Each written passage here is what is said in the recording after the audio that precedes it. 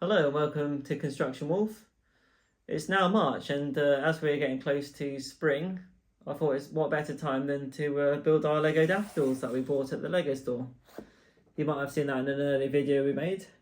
So what we're going to do is we're going to unbox them, build them, and then we're going to try and get them into a nice presentable fashion for display. So I've got a nice bottle to put them in, and then we've actually got some Lego pieces to make it look like there's some water in the bottle too, so that should look really nice on, let's say, a windowsill on a table.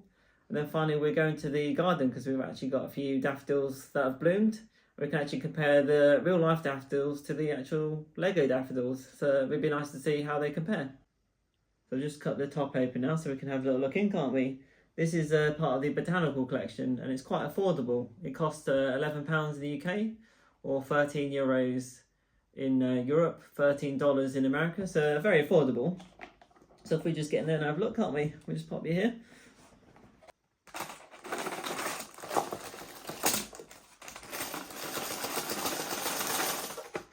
Look at that.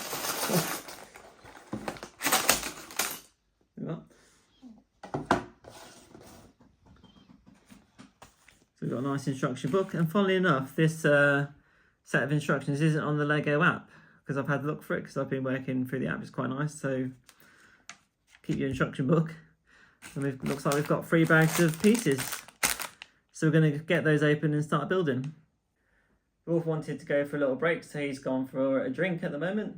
While he's having his drink, I've built the first daffodil flower. So as you can see here, this is the yellow one. You get 2 yellows and 2 white daffodil flowers in the set. And if I flip this out, you see there's a cone here with a little dome piece. And then these are predominantly the petals made up of shield pieces, as you can see here. And you can see in the set lots of little shield pieces, which is quite a nice part and usage, I think. So you see it's quite a straightforward build. You got a lot of the green pieces for the stems, and then it's just, I'll need to make 3 more flowers and then make up the stems, which have 2 petals attached to them. I'm going to go and do that now, and we'll see you shortly. And you can see the wolves come back after his drink to help out and oversee the project. We've now built all the flower heads, which look pretty good, and we just work on the stems now. You can see I've made up some already, and they're quite simple. You just connect these green pieces with these Technic pins, join them all together. Afterwards we can then clip them on the back with some of these pieces onto the back of the flower heads, and then the nice big leaf pieces will also clip onto the stems, and we'll be finished. We've now finished our daffodils, haven't we? So they went quite well. What I've done is I've put them in an old drinks bottle I saved, which is quite nice for display. You could also use maybe a vase. We had one here in case they didn't fit in. Or you can use maybe a taller vase. Whatever you've really got to hand you can use.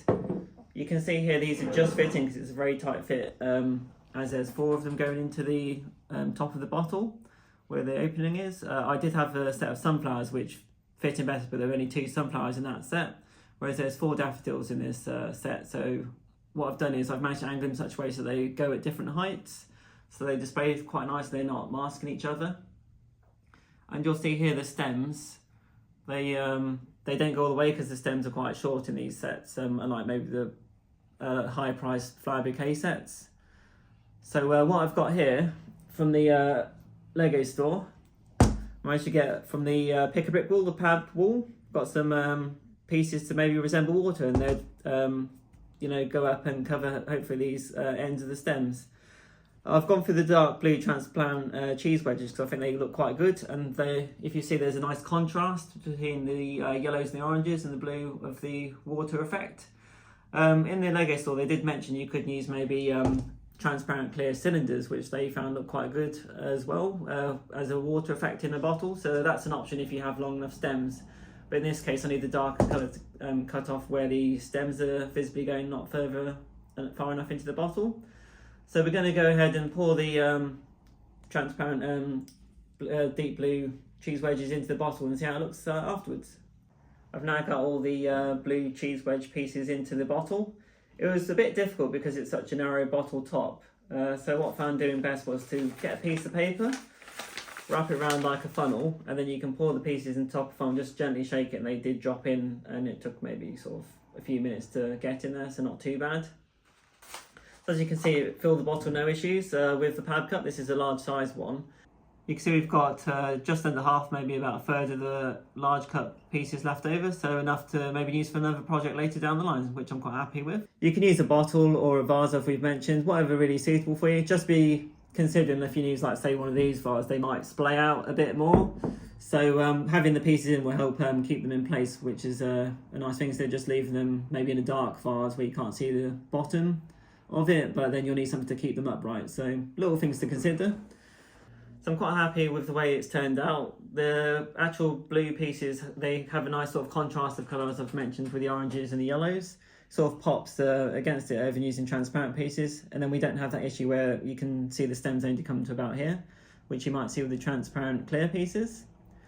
And what I actually had to do was, so you've got more of a graduation of height when you're displaying the daffodils. I took some of you see the stem pieces out of two of them, took two pieces out of the white one and two pieces out of the yellow one, and then put them onto two pieces extending onto the stem of one of the yellow ones and one of the white ones. So we got a longer yellow one and a longer white one each. So it graduated the height so you can see the flower heads better, which I think's worked really well. So you can either display it on, like, say, a windowsill, on like, a bookshelf or a table, etc., and they look quite good. The only thing I would say is just to be cautious with is if you're displaying it, say, on a windowsill, if it's exposed to direct sunlight for a while, it might over time yellow your white pieces. So that's just something to consider, what works for you really. Another thing I will say is you want to display it where you can't really see the back of it. You'll see here, you can see a lot of the sort of work of the connections, so it doesn't really display very well from behind. So you want to put it somewhere where you don't really see the behind of it very much, and you just see it nicely displayed at the front. Now you're probably wondering where the wolf's gone. He's not here, is he, with me? He's actually gone outside to check out the real life daffodils so we can compare these against them. Let's go and have a look. There's the wolf with the real life daffodils. I've put the Lego daffodils next to the real life daffodils. Let's go in and have a closer look. So you can see size-wise they're actually pretty close to the real life daffodils.